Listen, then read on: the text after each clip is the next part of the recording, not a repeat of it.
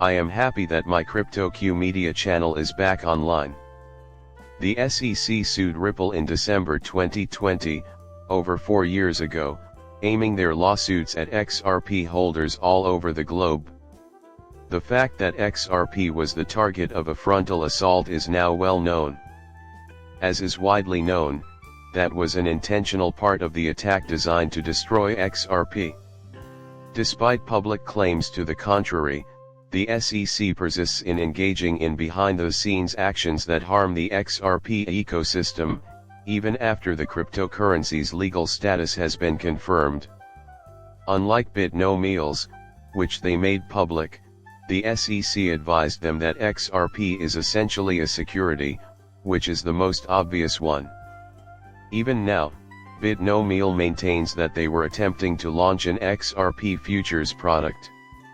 What he is doing is disgusting. So, they'll just say XRP isn't a security. But when it comes down to the nitty-gritty, their behavior is completely illogical.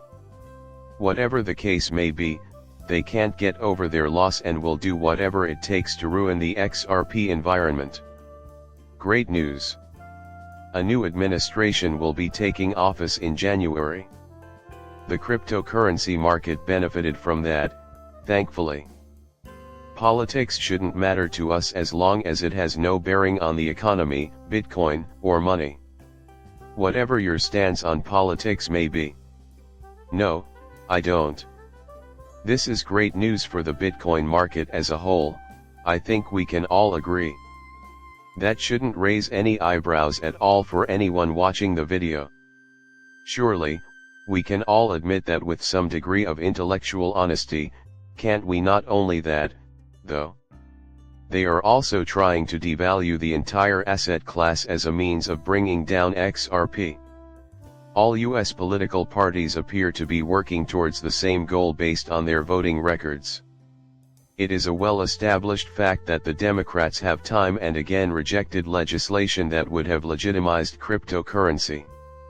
Look, the voting population. Fortunately, I have acknowledged that some members of the party, especially younger ones, were voting in favor of cryptocurrency, so there is some good news. I have given credit where credit is due. But have you any idea how repulsive this has become? As this Cointelegraph headline shows, the government's dependence on indirect regulation has become unhealthy. Entrust me, as the Chief Technological Officer of Ripple, to provide you with the rundown. In addition, I have contributions from attorneys, Stewart, and Ripple's top in-house, as well as a post by John Deaton, which I actually discovered before choosing to film this movie.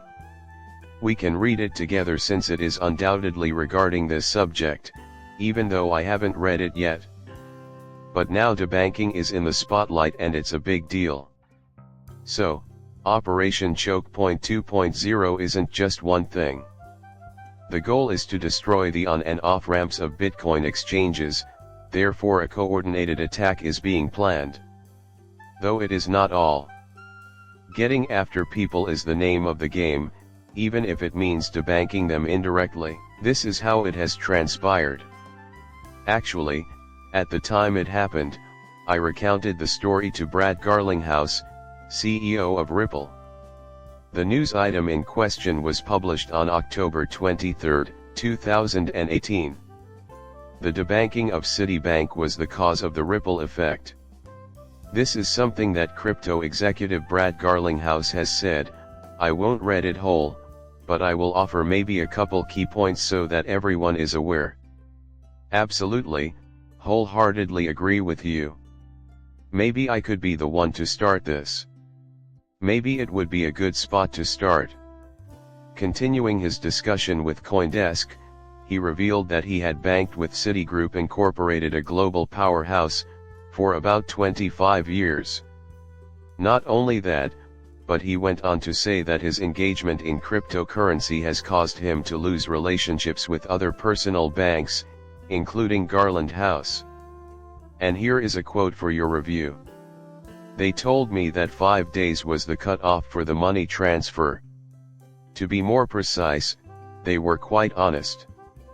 The federal government will be closely monitoring your activities due to your engagement in the cryptocurrency industry's banking, and they are attempting to convince you of this by saying that you are a major player in the cryptocurrency world. And it is truly appreciated that we will be having a change in leadership since, quote, it is obviously disgusting. Everything you're saying involves the president and every senator. I am still interested in learning who will be the chair of the SEC, even though Gary Gensler will not be the one. His resignation had been announced before. He is putting off his resignation until the last possible moment. In reality, he plans to step down on Inauguration Day, January 20, 2018. I'm crossing my fingers that a crypto advocate will be chosen for the role of chairperson. Our organization has never had a crypto advocate before. Is it really going to happen as a result? I am optimistic. It would be great if it materializes, and there are signs that he might actually follow through. So, to sum up, this article has become an addiction for the government. Leading by not doing anything. Ripple CTO David Schwartz, Chief Technology Officer of Ripple, is one of many IT pioneers who have spoken out against Operation Choke Point 2.0, the government's debanking campaign that targets the Bitcoin industry. As Schwartz pointed out, there are 4 ways in which deregulation endangers the stability of the law, and he also claims that the government uses indirect regulation too frequently. Schwartz claims that debanked businesses either switch service providers or hide their funds underground so they can evade fines and monitoring. The chief technology officer argues that debanking goes against free expression, due process, and the right to be free from arbitrary government interference. As this comment explains, our government has grown dependent on indirect regulation as a result of these issues. Instead of charging me with a crime and giving me due process, it would be more efficient and cost-effective to punish me by coercion. But the government shouldn't penalize people without first providing them with a fair trial. Please conclude the quote. But this trend has persisted for a while now. The first Trump administration was even worse than Biden's, but Trump should be credited for improving things. I mean, his position on this has shifted dramatically, and being in favor of cryptocurrency is now practically a Republican Party platform. I am filled with optimism as a result of this. It has been awful, that is certain. I can tell you, it has been awful. Adding, this is a quote, he stated.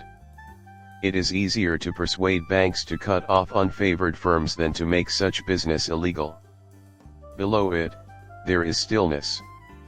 Mark Anderson, a venture capitalist, claims that Operation Choke Point 2.0 had a significant impact on over 30 online enterprises.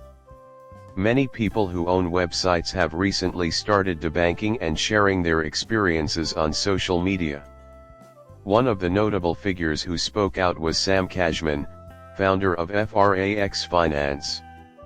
Cashman said that JP Morgan Chase, another major bank, severely debanked him in December 2022. The fact that they feel compelled to do this raises concerns. I guess they caved since that was the easiest option. But it is the exact reason why I find this so disgusting. Nick Carter, a partner at Castle Island Ventures, said in September 2024 that the Biden government planned to demolish Silvergate Bank, a major crypto bank, in order to halt the cryptocurrency business. Following a successful Freedom of Information Act FOIA request, Brian Armstrong, co-founder and CEO of Coinbase, is presently gathering documents pertaining to Operation Choke Point 2.0. From my vantage point, Silvergate might have weathered the dip and was making progress anyway. In spite of years of regulatory hostility, crypto industry heavyweights are clinging to the notion that the incoming Trump administration would finally put a stop to it, claims Carter. That is correct. I am filled with optimism about that. Not only have I been closely monitoring this, but I have also made note of the individuals suggested for specific positions. I tend to be quite optimistic based on it. As a result, we have to see specific things happen. Really, it's coming out beautifully. We may soon witness the first ever crypto government administration that operates from the top down. Become ready for it. It is a privilege for you to see my video. If you're new to my channel and have just subscribed, I appreciate it. Until then, take care.